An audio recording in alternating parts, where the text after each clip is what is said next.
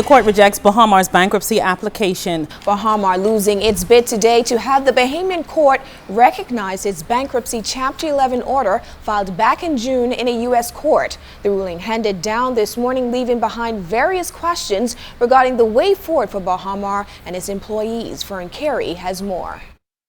Supreme Court Judge Ian Winder has dismissed Bahamar's application seeking approval of a Chapter 11 bankruptcy order filed in the Delaware court to be recognized in the Bahamas. In his oral ruling this Wednesday, which took less than 10 minutes, Justice Winder also dismissed an originating summons and refused to grant any alternative measures that will protect Bahamar from its creditors, which include Cable Bahamas, BEC, and the Water and Sewage Corporation. Bahamar's attorney Roy Sweeting had argued in earlier proceedings that the application should be approved, noting that Bahamar filing for Chapter 11 was the best in a bad range of options. However, attorney for China Exim Bank Brian Sims QC contended that by filing for bankruptcy, Bahamar was only looking out for itself. He called the application misconceived and unprecedented, noting that there are no insolvency proceedings here in the Bahamas and it cannot be invented by the court.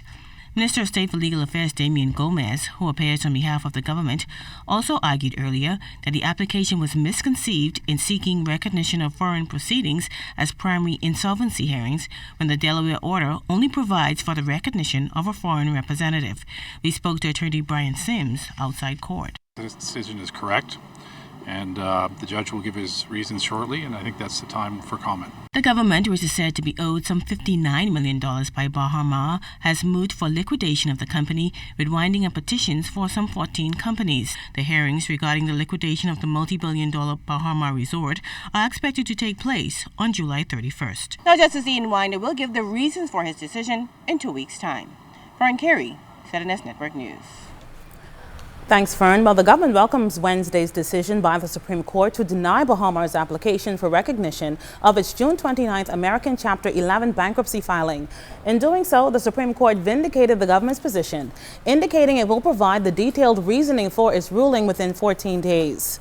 Government, in its statement issued today, argued firmly that a Bahamian court supervising the work of an independent liquidator is best suited to oversee the restructuring, completion, and opening of the resort should Bahamar, China Construction, and Exim Bank be unable to reach an out-of-court settlement. Government's objectives continue to be the prompt completion and successful opening of the Bahamar project, and they're confident that today's decision will encourage all parties to focus on these goals. Describing the opening of the resort under private ownership and operation as a matter of the greatest national importance. The statement went on to say that the government endorsed Bahamar, China Construction, and Exim Bank's continued efforts on Tuesday to secure an out-of-court agreement to complete and open the multi-billion-dollar resort. The Christie administration believes the best way to guarantee the jobs of Bahamar employees is to achieve a timely negotiated agreement, and they urge all parties to do so. Until then, government must continue to protect all Bahamians' interests.